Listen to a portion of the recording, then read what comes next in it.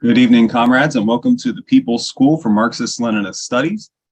Tonight is December 6th, 2022. Our class tonight is going to be a continuance on the International Workers' Order. We're going to be reading excerpts from a 1950 issue of the Jewish Fraternalist, which was the publication of the Jewish People's Fraternal Order, which was a section of the IWO that was dedicated to the Jewish culture in the United States. I just wanted to remind everybody that the IWO and the study of that is so important. Without the IWO and the language federations that came before it, there would have been no CPUSA. Let's be honest. Most of us came from that background. We came into this movement through a certain ethnic background, either a white ethnic background or a background of color, Spanish speaking, African American. That's how we came into the communist movement. And that's the history of our movement. That's all. Thank you. So like I said, tonight our class is on the International Workers' Order. What we're going to be learning is we're going to be reading from the newspaper of the JPFO, the Jewish Fraternalist, and discussing how the IWO reached people. Gedalia Sandor was a Yiddish-speaking American of Jewish background who was active in the Communist Party USA in this country from the very beginning. And his beginnings, from the very beginning, he was involved with our Yiddish newspaper that we put out every day of the week called the Morgen Freiheit, which in English is the morning freedom. So this is a magazine article he wrote. Notice the connection with Israel. Our Jewish members have to be connected with two sections of the Jewish community. Those in the diaspora, which means outside of Palestine, and then those that were in Palestine. So there are two sections we have to concentrate on, not just one. At the same token, we were non-Zionist. We were definitely non-Zionist. So this is from 1950. This is during the Cold War. It's called Ours in Israel. In the summer of last year, I, meaning the author, visited many of the Israeli institutions that are supported by the Jewish People's Fraternal Order, Rehabilitation and Cultural Fund. I visited our kindergartens. We had our own kindergartens in Israel that were communist, and saw how the women play with the children, teach them singing and teach them dancing, which is culture. I saw the nourishing meals that the children get and the regular visits from the doctor. I saw hundreds of young workers of Tel Aviv, which is a city in Palestine, attending school at night, enjoying sport and cultural activities, thanks to our Jewish young fraternalists. That was our youthful Jewish group. It was called the Young Fraternalists. I received firsthand reports of how new arrivals to Israel, many with concentration camp scars upon them, received their first food from the 19 tons of food that was sent by our women's group called the Lazarus division. I just want to give a little background on that. 1950, what happened in 5 years before that? They opened up the concentration camps in Europe at the end of the war that the Red Army led the destruction of fascism. I want to remind people of that. And the first groups to go into the concentration camps and liberate them was the Red Army, not the United States, the Red Army. We now know what they did inside those camps. We didn't know. It was only assumed, and there were rumors, but now we know. All over Europe, people were displaced because they were taken out of one country by the Nazis and sent to work in another country in work camps and concentration camps. So there was a whole displacement of not only Jewish people, but also Roma and non-Jews. Roma is the Roma people. So this is that first period of time. And this is what the communists were doing in Israel, which was just proclaimed in 48. I also want to remind people, and you may not have known this, this is a little of a tangent, but it's an important tangent. 3 people signed the Declaration of Independence of Israel in 1948. One of the 3, one was the General Secretary of the Communist Party of Israel. Now, most people don't know this. So from the very beginning, communists have been involved with the leadership of forming a state in Israel. And remember that the Soviet Union and Eastern European countries, the people's democracies, at that time were the first supporters of Israeli independence. Remember that. And the reason why was because we had to break the back of British colonialism, which was predominant in Palestine. That was our aim. And the way we did that was to break up the colonies that England had, which included Palestine, Israel. Okay. I saw the flowering of established kibbutzim. Let me tell you what the kibbutzim is. The kibbutzim were like collective farms. Okay? They were set up. We had different political parties have different kibbutzim.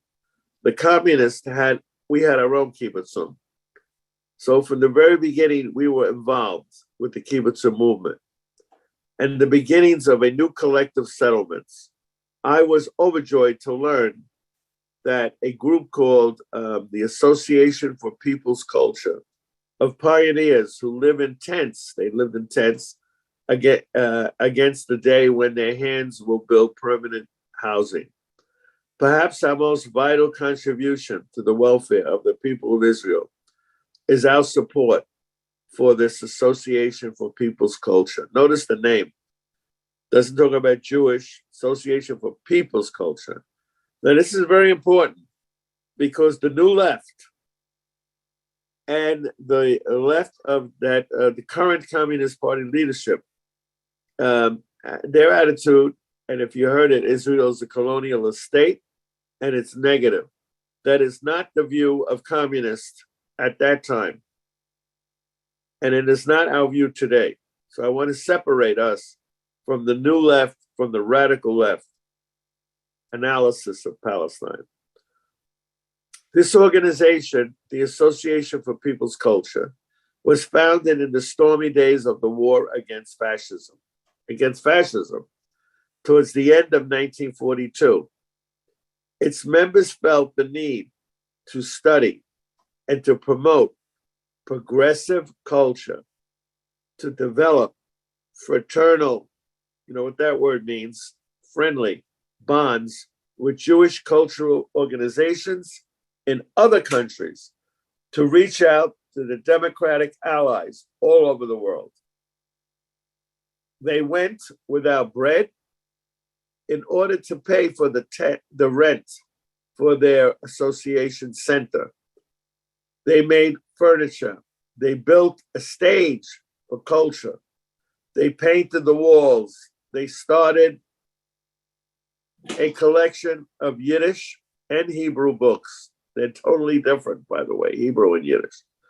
Exhibited the paintings of progressive artists. When they say the word progressive, they mean communist, left wing.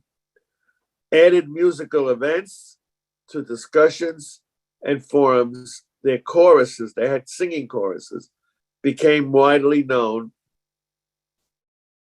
Yeah, real quick.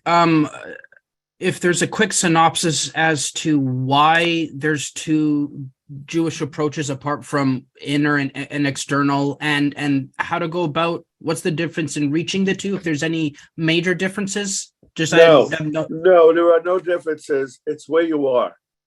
If you're live in the United States, and you lived in Bensonhurst, Brooklyn, your concentration was domestic.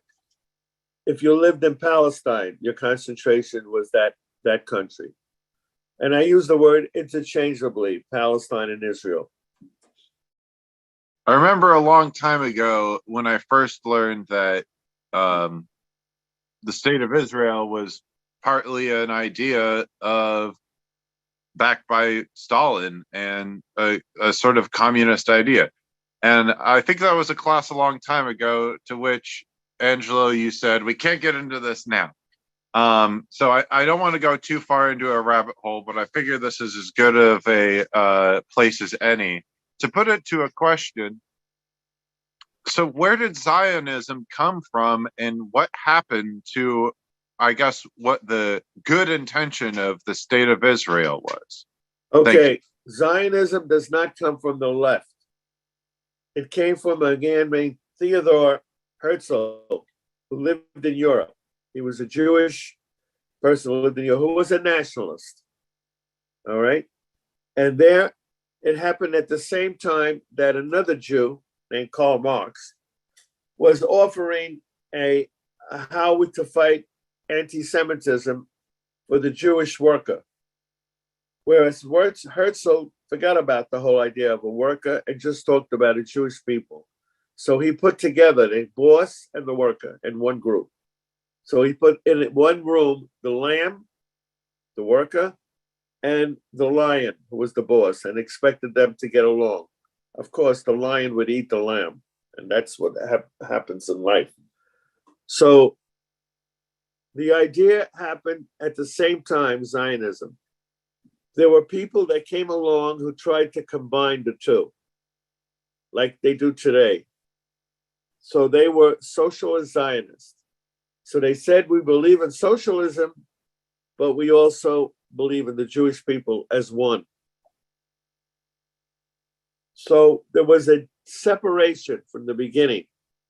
When Comrade Stalin talks about a homeland for the Jewish people, he's talking about in the framework of the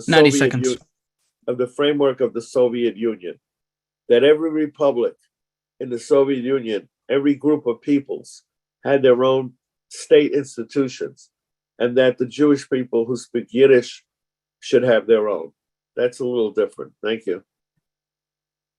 So anyway, sounds like from what we're saying and talking about how really sounds like the whole idea that the state of Israel started, it sounds like it really was started off, it's the state of Israel becoming a state really originally came from the Soviet Union, and Stalin was really pushing that a lot more. That's incorrect. That is incorrect. I wanted to correct that. It had to do with the party's position on British imperialism. We were to destroy British imperialism and colonialism in that part of the world. Would you say that the Zionists hijacked it? Yeah. The Zionists hijacked it is what happened. Correct. Right? They did and for their own reason. That is correct. Yeah. And just a little bit into the background of the relation between British imperialism and Zionism. It goes back even before Theodor Herzl. There was actually a group of the British ruling class that called themselves British Israelites. They weren't Jews. They were like really anti-Semitic British people. But that's kind of where the origins of like Zionism be, like even before Herzl. Yeah, I mean, Zionism has always been a tool of like the British Empire specifically to divide the peoples of Palestine, Jewish, Muslim, Christian. And it's really unfortunate what happened in the state of Israel and in general, because when it started out, a lot of people were communists. I mean, you had the kibbutz movement, which represented a big economic part of the state of Israel. You had Habash, which is currently the Mass Popular Front, socialist Arab Israeli organization that's communist in Israel. And you also had a strong communist party there. But we have to keep in mind, comrades, a big reason why a lot of communist Jews in Europe were a big reason why Israel took the way that it did was because almost the Jewish left was devastated by the Holocaust. I mean, the first people to go into the concentration camps were the communists and then the Jews. And there were a lot of Jewish members of communist parties because the communist parties in Europe at that time were the only parties that weren't like viciously 90 anti-Semitic. seconds. And in the Soviet Union, anti-Semitism was outlawed. So it's really tragic what happened in Israel and like to these Jewish people who were communists. As you said about Yiddish Jews, how about the Jews that speak Ladino and Ge'ez and Yiddish? What spaces the Sephardic Jews, the Minson Jews, and the Jews from Ethiopia who don't speak Yiddish? Yeah, the whole thing was based, the majority of the people in the Jewish community came from Europe at that time. And the majority of them spoke Yiddish as their mother, they call it the mother tongue. In English, it's called the mother tongue. They spoke French. They lived in France. They spoke French. In Germany, they spoke German. In the Netherlands, they spoke Dutch. But their primary language of all the Jews in the world came from Europe, and that was Yiddish. That's all. It doesn't mean that others are neglected. That's all. Now, remember, this article that was written in 1950 was written, we're using this article as an example of the work that Jewish communists did in the movement, in the general movement that dealt with ethnic groups. That's why we're reading this. We just happen to be talking, if this article happens to be about the Middle East and Israel, but that's not what we're here for tonight. So I guess we'll just read one more section of it and then go on to why we're here tonight. The women. There was a women's organization. Everything communists do are with organizations, not as individuals. Was called the Irgun, I'm going to call it what it is in our language, Progressive Women's Organization. They set up kindergartens for the children of the refugee. Remember, that's the world we're living in at the time, the refugee. And soldiers during Israel's war for independence. It continued and added to the kindergartens that happened after 1945, after the war, with the Jewish People's Fraternal Order help, and does a fine job of caring for the children of low-paid workers, not the wealthy, and of helpless immigrants. It also campaigns against all forms of chauvinism. This is a communist understanding, all forms of chauvinism and all forms of superiority. It seeks reforms in the religious civil laws to give women full equality in all family matters. It insists that women receive equal pay for equal work. It is especially active in the campaign for free education. In the interest of Jewish-Arab unity, the Progressive Women's Organization maintains close contact with the Democratic Arab Women's of Nazareth. Now, I just want to mention this. Let's get into it. It's important to understand this. This women's organization was a member of the Women's International Democratic Federation. You all should know that. Next thing, the youth. The youth section of this Jewish organization set itself the task of organizing educationals, and that's very important, sports and cultural activities for the young people in the cities who, as a role, work too hard and earn too little to go to school or to pay for any kind of entertainment. So we had our own ways of creating cultural entertainment formations, and especially our dance groups and choruses. That's big in the communist left, by the way. In the summer of 48, the organization that we're talking about founded a weekly newspaper in Yiddish called Frei Israel, Free Israel, to stand guard vigilantly over the democracy because it is the only road to true national freedom.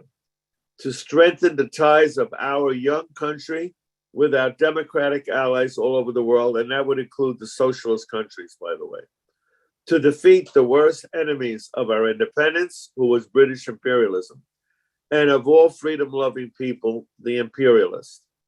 The circulation of this newspaper increased enormously with the influx of new immigrants that came into that area who found in this newspaper Frei Israel, Free Israel, which spoke for their needs, their concerns, and it spoke in their own language, which was Yiddish, and acquainted them with their new land and its progressive movement.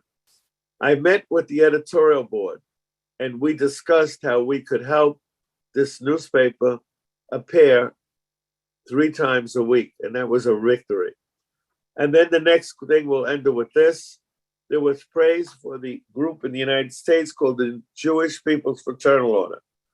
In a bulletin that was published in December 1949, the association Aguda told the people of Israel, Says one of the first organizations to establish fraternal ties with the Agula group was the Jewish People's Fraternal Order in the United States. The JPFO, that's what we called it, sent us significant sums of money for activities and sent the newspaper Free Israel a Yiddish linear type machine, which was needed to put out a printed paper, which made its work much easier. And there's the women's organization of the JPO, which was called the Lazarus division, that 19 tons of various foodstuffs. So we're going to stop it there. But you understand the point of this article is that this information was given in the magazine called the Jewish Fraternalists. Yeah, that's the idea of this, not to concentrate on Israel. This article just happens to be on there. Last week, I asked if there's anything comparable to the IWO today, which the answer was no, we have to start from scratch, which I understand. So the first short question is, so therefore, and not to get too much into like tactics, but do we just grow our mass orgs to try and build up something similar to the IWO? And the second question is, if none of this exists here in America, does anything similar to it exist anywhere internationally that we could learn? Yeah, the answer to that is that world of the ethnic work by the communists has been allowed to wither away. I use that word, allowed to wither away. The idea being is that we're no longer immigrants. We're no longer from this group. Now we're part of a new idea. In the Soviet Union, it was called the New Soviet Man. But in the United States, it was this idea we're all Americans. We all come from a melting pot, but we don't longer have any feet in that melting pot. And that was incorrect. And that was pushed when I was in the party. I remember being in a room with Comrade Gus Hall discussing that, exactly what we're talking about. And that was the answer I was given. Just on the Palestine issue, if we ever revisit the Soviet anti-Zionist commission, there was a Jewish commission led by David Dragunsky, the Soviet Jewish general. They had the Soviet Union, I guess we could say, definitely maintained the racial or minority group organizations because there was a communist Jewish Soviet organization. Because I know obviously we don't have an organization like this these days, but obviously we can learn a lot from a group like this. And there are certainly a lot of different groups and new immigrants or people in marginalized communities that certainly can benefit with someone, especially a group like us, willing to do the kind of work that we're seeing here, establish contacts, help set up independent printing presses, building support and solidarity. So I just kind of wonder if there's any immediate goals, either Comrade General Secretary is taking from this, or indeed anyone, about maybe some work that we can do in the short term from this? Thank you. Yeah, my answer to that is, like in everything else in life, we got to start in the beginning. There's an old song from The Sound of Music, which it stayed in my mind. We got to start from the very beginning, a very good place to start. When we count, we say 1, 2, 3. We start from the beginning. When we sing, we say do, re, mi. So we got to start from the beginning, and that's what we're doing.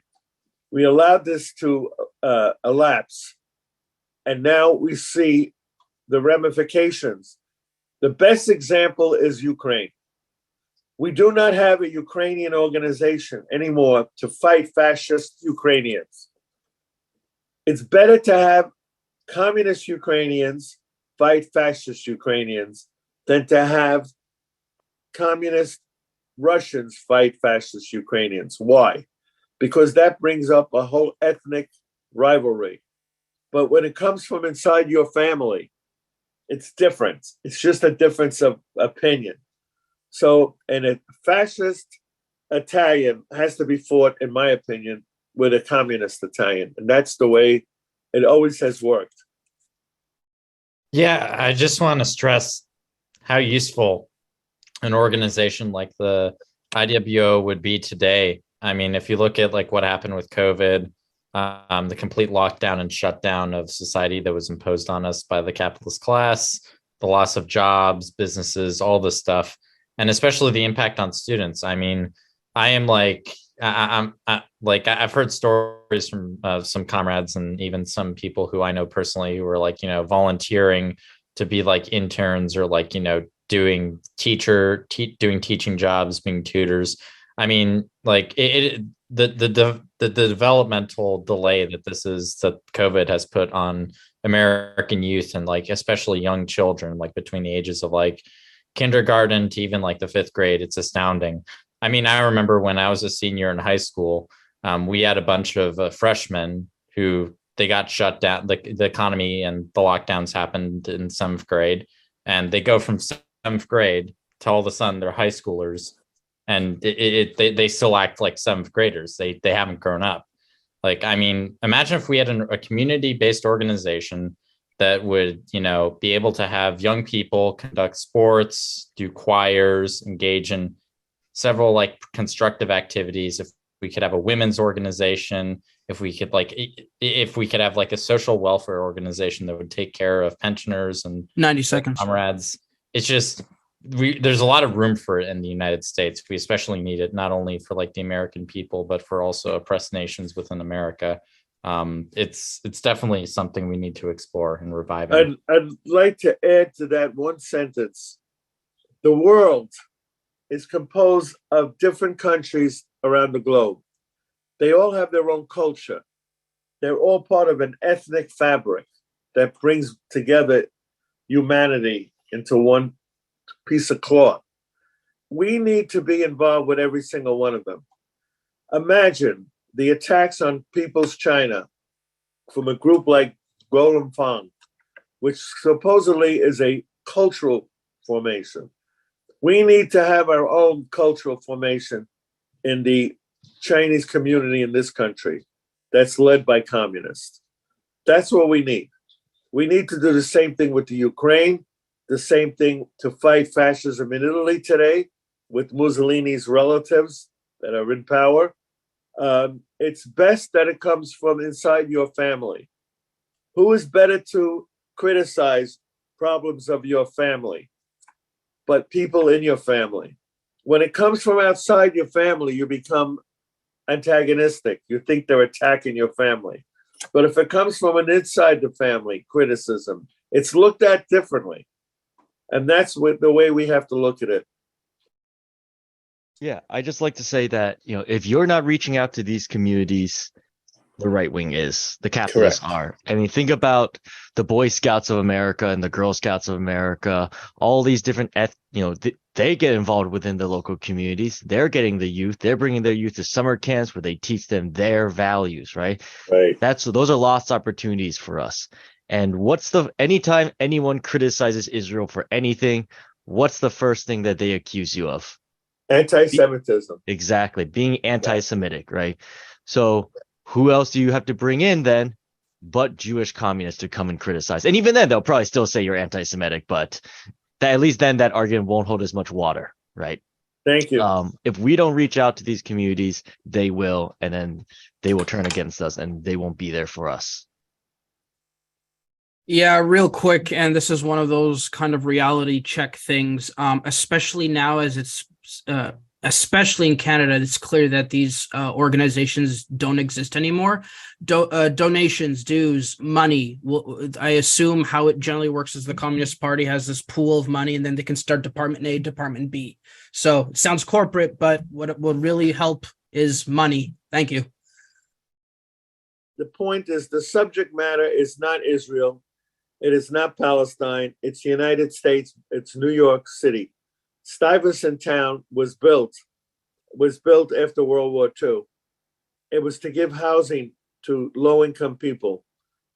In fact, Ethel and Julius Rosenberg for a while lived in Stuyvesant Town. You should know that. But the point is, notice what it says for whites only. So it's bringing in the whole idea of racism. And that's all you really need to know about this particular article, in my opinion, that Jewish communists talk about racism, number one. That's all. So this is by Max Taber. It says, on any sunny day, the playgrounds and sidewalks of Stuyvesant Town teem with children. Search among the thousands of little faces until you find Harding Hendricks. You will know him the moment you set eyes on him. He is the only Black child living and playing in Stuyvesant Town, the town built by the metropolitan life and subsidized by the city of New York, in quotes, for whites only.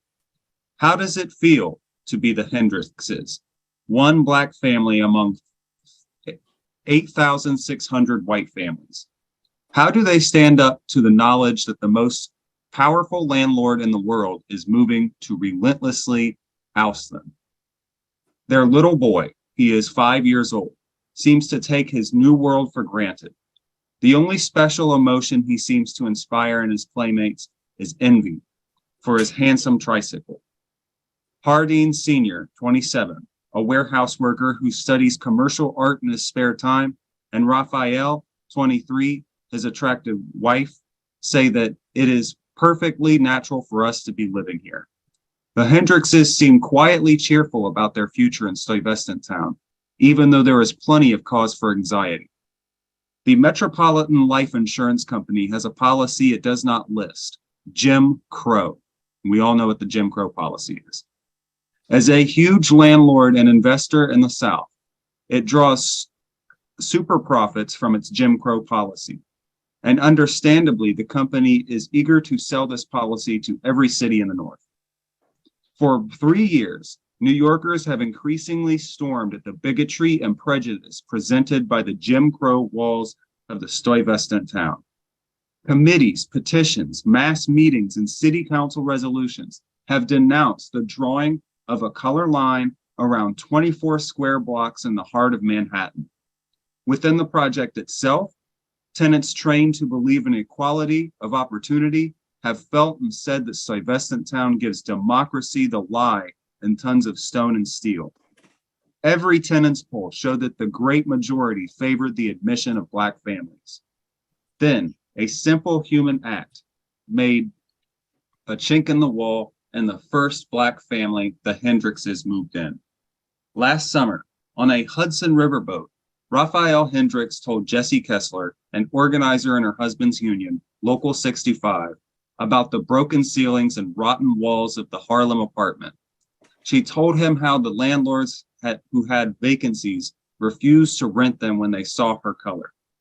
Jessie, whose union practiced the principle that Black and white can work and live side by side, warmly urged her to move into his apartment in Stuyvesant Town.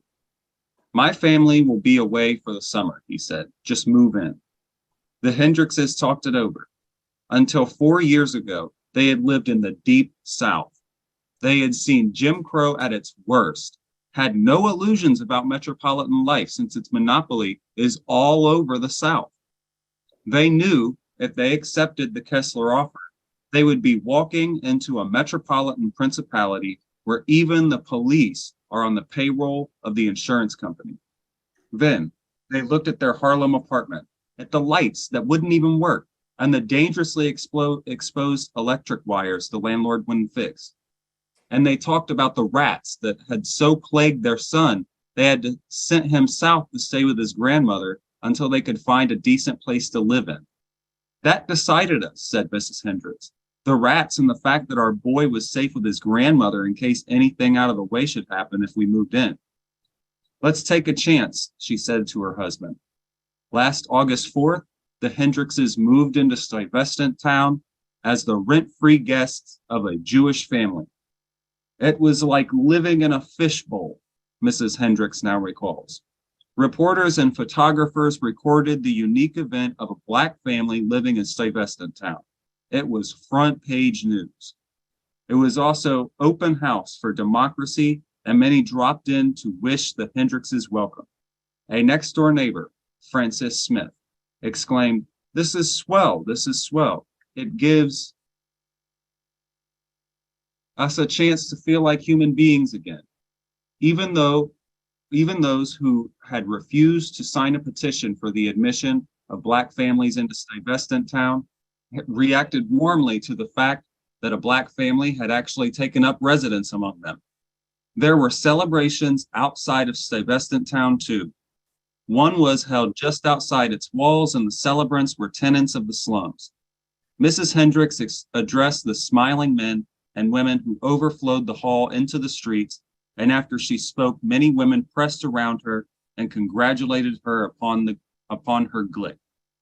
Nothing, absolutely nothing, made us feel better than knowing that the people who have to live in the rotten tenements are glad for us, she said afterwards. Hi, I don't remember what the word glick means. I assume that's from Yiddish. It was in the article, glick. They congratulated Mrs. Hendricks on her glick.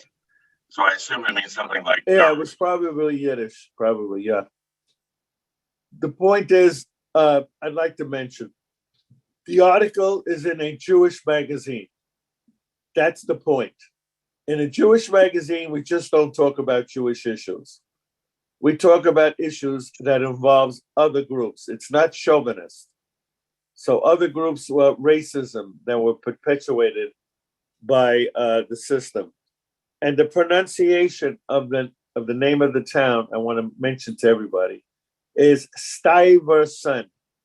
We even have a high school in New York called Stuyvesant High School. It was named after one of the leaders of colonial New York way back in history. That's all. Thank you. I thought that it was a really amazing piece of solidarity that a Jewish family would reach out and help out, just another family that was in need and directly challenge, Jim Crow laws, because obviously as a Jewish family, they themselves have experienced it. But I think the most unbelievable part was that a working class family has 2 houses that they can afford in New York City that they can just give out to someone else over the summer. So I think that's pretty unbelievable. Thank you. That's how bad things have gotten, actually. Yes, thank you. So, again, a lot of comrades have mentioned this point already, but I think it's very important that we work hard in our publications to build solidarity across different regions.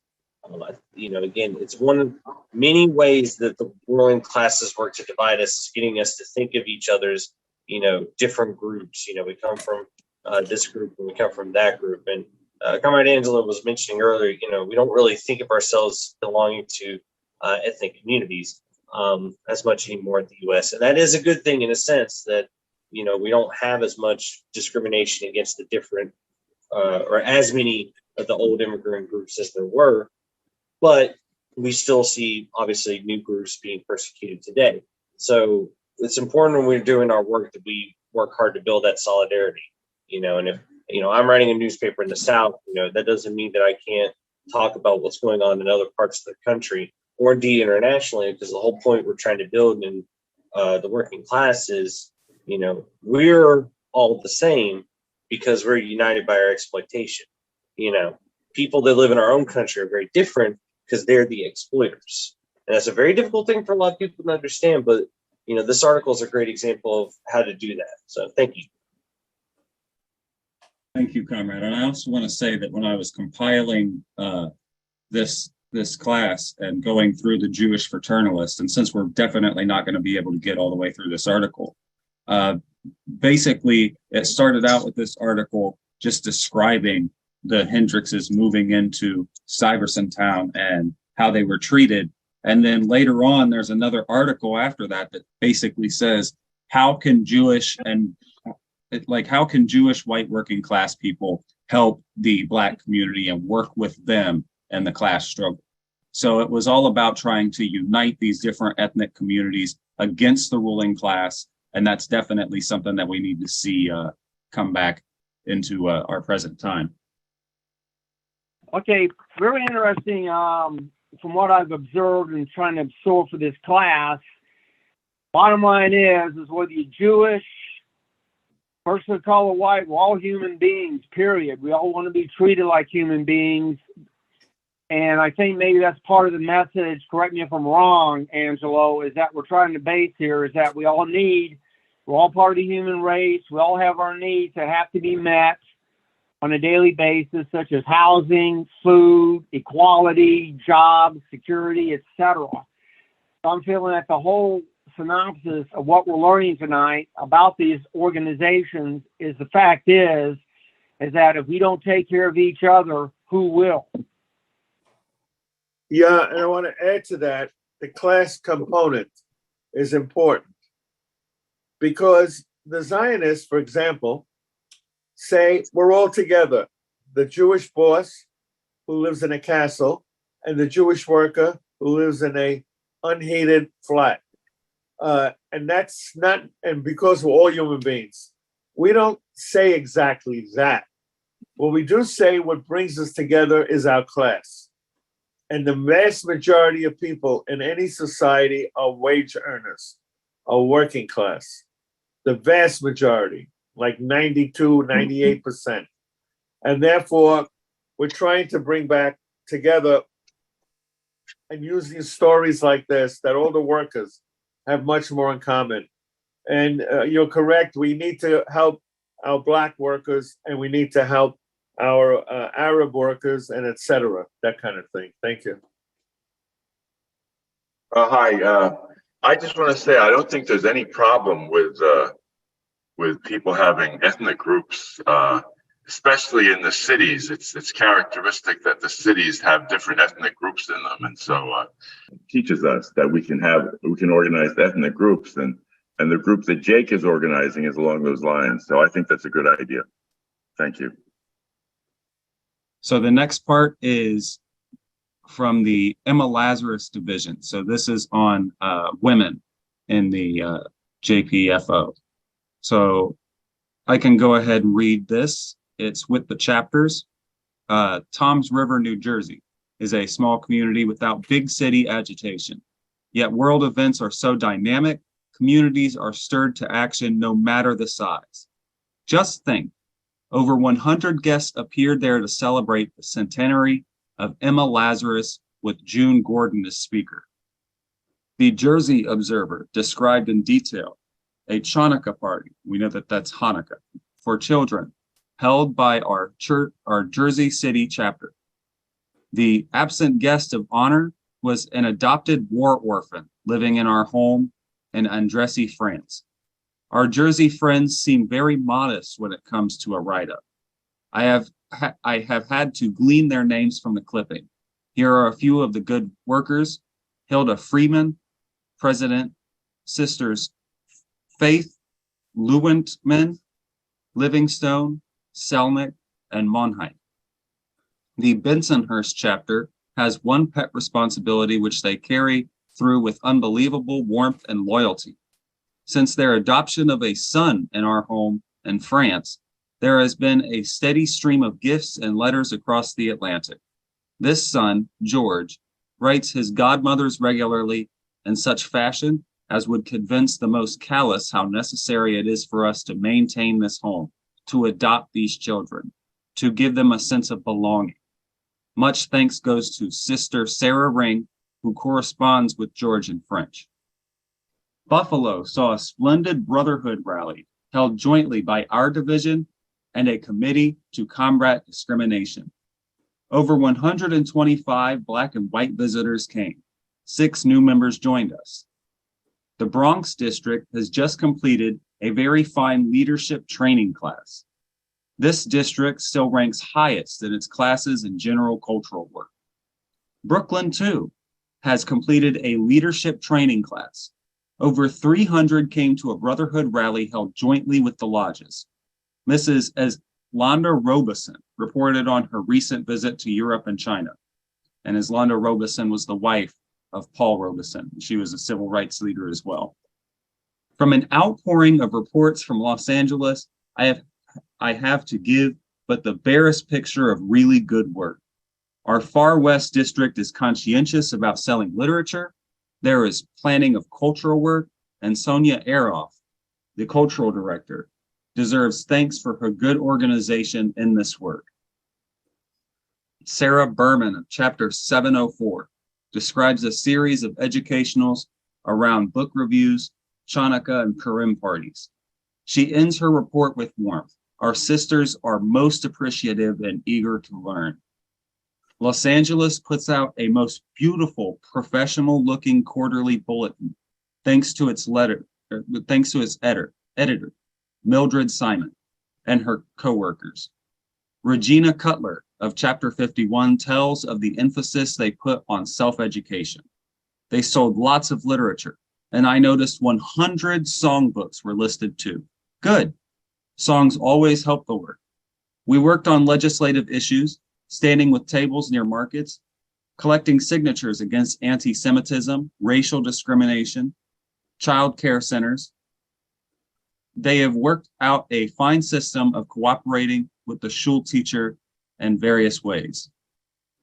Gertrude Freeland of the Chapter 7 makes an important point in the broad variety of subjects they take for their educationals. They have a library for their members. Frida King of 251 writes, I am happy to report that we have carried out a fine cultural program touching on many current events. They encourage sisters to conduct their own educationals. Rose Lipton's report of Chapter 250 lists 20 lectures during 1949, not counting a number of discussions led by sisters themselves. And on the right there, we have something that was included with this article. It was that May 20th was their 20th anniversary celebration at Madison Square Garden in New York City. Yeah, I'd like to speak on this, comrade, if we can. Go ahead. Thank you for doing this, because this is an excellent model of what a mass organization is supposed to be doing. This should be followed by MPD. This should be followed by RE. This should be followed by the American Veterans Union. This is the way it's done. It's very simple. They don't talk about hammers and sickles and red flags, but they're doing all the work of the party. And this, imagine, at Madison Square Garden, just one of our mass groups, the Jewish one, had their own anniversary celebration for 20 years. This is a perfect model. As you're reading this, I'm smiling and I'm saying that's the way to go. Thank you. Yeah, and I just want to say too that it's really good to actually reach out to the people and explain what's happening in these different groups. And you hear things about the Chanukah and Purim parties. You hear things about how they're helping out with literature and signatures on petitions. They're actually telling people we're out there doing things, and it invites people. It makes people want to go ahead and get involved with these groups because they see things happening. And that's definitely something that we need to carry out in our mass orgs. And this teacher or this history teaches us this. There's another part to this that's about the personality sketch of the Seagate chapter. Personality sketch of the Seagate chapter. There is a small, rounded stretch of beach and community at the very outer edge of Coney Island called Seagate. This gate literally encloses a middle-class community. One soon becomes aware that here live people, Jewish in the main, who would be content to leave the rumbling world outside their privately policed wall. Yet the echoes of a rumbling, grumbling old world have penetrated this seemingly apathetic enclosure to pierce the conscience of a group of women whom we can now call our sisters. Even though this chapter is but 3 weeks old, they already have 35 new members. I just want you all to take that in your mind. What if our mass orgs got 35 new members in 3 weeks? It was 10 above zero when I visited them. Their warm spirits soon melted me. When I asked President Sonia Teichner how she managed to do such a remarkable job, her always smiling face turned serious. I thought it would be very difficult. There are so many Jewish organizations here, but I realized none was progressive. After several talks with Leah Nelson, I said, well, let's try. What can we lose? The very first meeting we had 11 women. I soon discovered a wit of wits in Sylvia Sharfin, who is the correspondence secretary. She keeps the spark of gaiety running through the meeting. Blonde, boyish, alert, Petty Potros, their financial secretary, came next. The part of the program I care for most is culture. I am interested in learning. I want to know more about Jewish culture and world events. Anne Mankoff is cultural director. She is a young, soft-spoken, impressively dignified woman who smiles easily. She too felt strongly about our cultural program and jestingly commented that her reading habits are changing to include her first good piece of literature in a long while, The Jewish Fraternalist, which is of course what we're talking about. She felt that the Jewish community was left wide open and unarmed without a progressive Jewish organization. She is working on the first important project, a shelf of books for the local public library. And then Molly Metzger spoke. Even though her tones are soft and velvety, her high-pitched feelings and strong words correspond to the times we live in. The past few years I spent in isolation from the world didn't make me happy. Since I came back, I found a strange new program, a fighting Jewish women's organization, a rich cultural life to be proud of. I had begun to feel that we were a little too late in Seagate, but we are not late. We just weren't there to do the job for a while. We will now go places. We may get other Jewish organizations closer to us if we really work. Talking about coalition building with the other Jewish organizations. I would have liked to have met Molly Pollock, Gloria Roods, Jenny Lerner, all good recruiters and workers. It is worth mentioning the happy fact that Sonia Teichner collected $25 from a friend and Molly Metzger $15 from Italian women workers in her shop for striking miners' relief. And then we have this part here that goes ahead and shows the other newspapers that we had back in the day. This is just some of them that were related to the IWO. So we have, of course, other Jewish publications like the Daily Forwards, which is Daily Forwards. The Spark was another Jewish publication. And then there was one, Der Hammer, that was in the late 30s. We also have a Carpatho-Russian paper. And there was another one that I found, El Curioso, El Curioso, which was a satirical Spanish publication of the Cervantes Spanish Society that was part of the IWO. This is excellent. This is Angelo. I'm so glad that we need to get this more out to other people in our party alone. That the reading of how the meeting went in Seagate is a perfect example of how I worked in Staten Island in the mass movement. We did the same thing in Staten Island that they did in Seagate. I happen to know of Seagate, by the way, area of Brooklyn. And I was so happy to see the word Bensonhurst. That's my place I was born, Bensonhurst, Brooklyn. That's the area also that I met my first communist, my school teacher in second grade, Ethel Levine, a Jewish communist.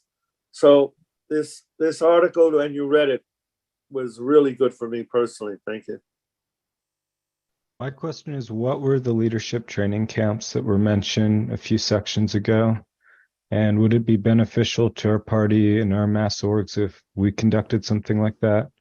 Also, I really like the little phrase, "We are not late, we just weren't there to do the job for a little while." That is and perfect. We're here now and we have Yes. a lot of work to do. That's all I have. Correct. Thank you. I imagine that they were camps to help teach you the different qualities and characteristics that a leader should have in the mass movement. Correct. That's just my And assumption. remember, we had camps. It was very big. We had summer camps all over the country that were run by the mass movements. One of them still exists today. It's called Camp Kindelen, which was the Yiddish speaking camp for children. But yeah, that's where we did it. We were comfortable. We sat by the lake, etc. Thank you. Yeah, I just think that the importance of cultural organizations is just about building bonds with communities. And so whenever we start to think about what it is that we want to do with our mass organizations, the only thing that we really have to kind of consider about how to build a program is thinking about what bonds us together. What activities do we like to do? And then just because someone might be a different race, a different culture, anything like that, we're still kind of bonded together by that. We like food, we like music, we like dancing, we like sports. And that's just all that it is. You're basically giving working class people a vacation into another culture, because we certainly don't have the money for world jet setting travel. And so that's the reason why I feel like that cultural organizations are incredibly important for working class people. Maybe it's me, maybe it's something, but if anybody has some guidance, everything works out culturally, right? We joke about beats and this and that. And as soon as you mention politics, then they're like, oh, you're Italian. But does anybody have some answers to this? Maybe I should need to be more subtle. No, I don't follow exactly what you're saying, but you notice in the writing of that Seagate, the person who wrote the article, who's a very good writer, by the way, they described the individual characteristics of each of the women. I thought that was really interesting, because you have to be a mensch. In Yiddish, the word mensch is a leader of men. In other words, a leader of people. A mensch is a person who knows how to be a chameleon, not ideologically, but socially. So you're around certain people, you act the way they understand. Other people, you act the way like a chameleon does. But that has been one of my, and I think people in this party and this class could agree to that. Many people have said that of me, that I'm able to get along with people on a personal level. And that's what is the key to bringing people to us. You have to be a good person. If you're a good person, you're a good asset to the party. I hope I answered some of the questions. Yeah, and I'd like to go ahead and respond to the comrade question. If the question is, how do you kind of weigh being political with being community oriented with doing the mass org stuff, I actually have an example of this. In Coos Bay, when I was working with Southern Oregon Coast Pride, it's a very liberal LGBT plus oriented local group.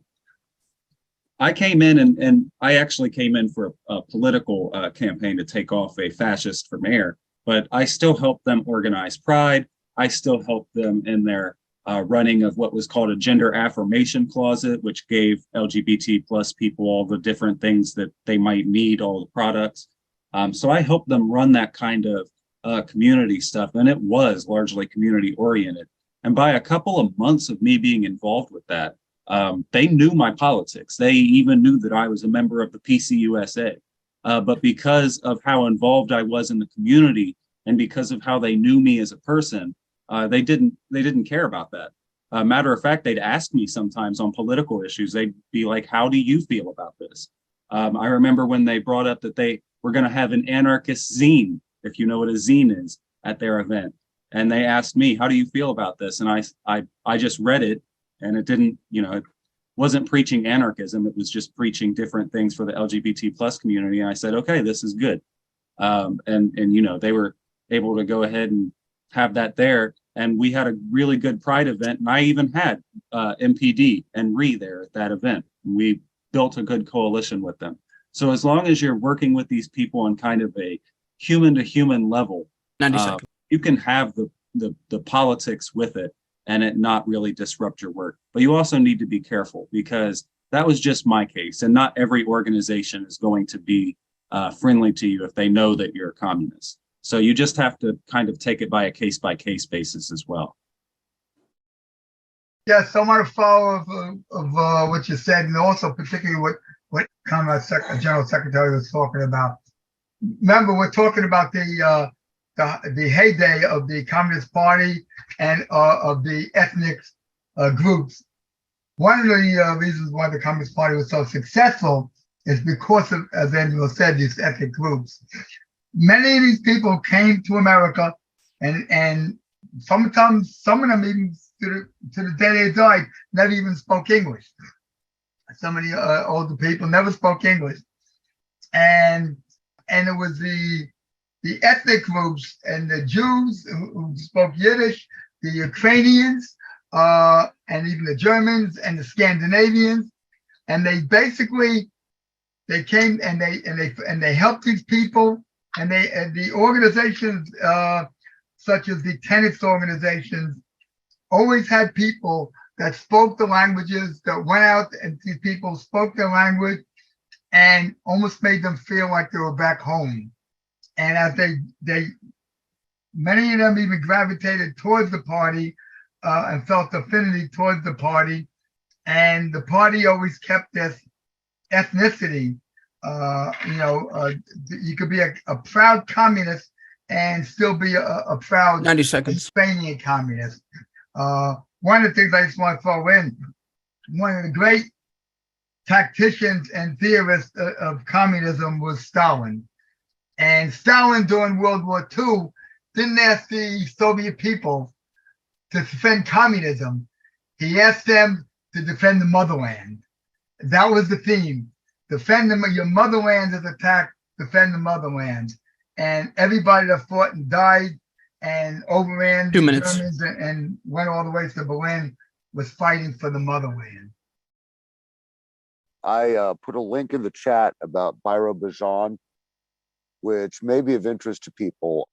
Comrade Stalin made major ideological contributions to the idea of racial or ethnic nationality and how to maintain equality between ethnic nations within a socialist sort of superstate. It's worth looking at his writings on that. But one expression of that was a creation of a Jewish Soviet Socialist Republic in the Soviet Union called Birobidzhan in the 1930s. And not only is it interesting for all the reasons we would find it interesting, it's also interesting because, and it's a little anachronistic to say it, but it challenges the idea that a Jewish homeland has to be located in what is Palestine. And that's why I said I didn't want to get us off track, but if you're interested in those kinds of things and where the communists were prior to and during the creation of Israel, you might take a look at Birobidzhan. I find most people have tended not to hear of it, not to have heard of it. That's it. Thank you, comrade. And that reminds me too, that was Birobidzhan and the Jewish Autonomous Republic was in last year's issue of the New Masses, which is our cultural publication for the PCUSA. And we actually are going to have a couple of articles in there this year that talk about culture again. One of them is actually the multicultural ness of the Soviet Union at its beginning. You know, all these different cultures that were included: Russians, Uzbeks, Ukrainians, Kyrgyz, Azerbaijanis, all the way down the list. And so, you know, Comrade Lenin and Stalin made really good contributions to those cultural communities. I want to show you the Ukrainian paper that we put out in the party. Look at the ad. This is from 1993. Can you see the ad? Arrow Park. That's where we're having our Congress, where we had our first Congress. I wanted you to see that. This is what we did. Can you see the term? We had bazaars to raise money for the mass organizations, Ukrainian goods, or artware and things like that. So that's what we did. But I wanted you to see Arrow Park. The next meeting of the Ukrainian Women's and Men's Educational Society of the Ukrainian American League. This is what we had. And we allowed that to die. I happen to know that for a fact because I was involved. And one woman, an old woman who put out our Russian newspaper in the Russian language, named Ruski Golos, Russian word. Ruski Golos was a paper that was started after 1917 by Russians in this country. It was a pro-Soviet paper. When I told her I wanted to get involved in the 1970s, she told me, "Nah, it's only for old people. What do you want to? You're not even Russian." This is the negative that was in the old timers who were leaving. They had this negative, but I suggest I wanted to 90 work. seconds. I wanted to work in the magazine Jewish Affairs, and the people who I knew told me, "Oh, we can't have him. He's a Stalinist." So I just want you to know that we need to be you don't have to be Jewish, you don't have to be Ukrainian, you don't have to be Polish, you don't have to be Italian to work in any of the ethnic groups that we're building. Thank you. Yeah, how you doing? I'm glad we had a chance to go through this. On tonight's class, the ethnics and the IWO, International Workers' Order, it was so successful that the government in the McCarthy period made its prime objective was to destroy the mass groups, not the party, the mass groups. That's very interesting because the mass organizations reached tens of thousands more than the party did. That's very interesting. And that's why the organization, the government was out to decapitate and to cut the head off all of our mass organizations. Once they cut the head off, they felt the organization would wither and die like a snake. Okay, why? If you cut the head off a snake, it dies. And that's what they felt. So the IWO and the idea of mass organizations in the ethnic community needs to be revisited and rebuilt. We're doing it in the Jewish Commission. We need to do it in all the other groups. All you need is 3 people to begin a mass organization in a group. We need one among other groups in the party. We need one in the Italian community, for a total example. I need to work with 2 other people that are willing to give me some of their time so we can rebuild an Italian formation, an Italian-American formation that would be in the Italian language and the English language. And we can put out our positions on what's going on in Italy and in this country. The issue of the mafia, the issue of the racism in the Italian-American community is very strong. And we have to fight that. And the best way to do it is with a mass group in the Italian-American community. And that's all I wanted to say. Thank you very much.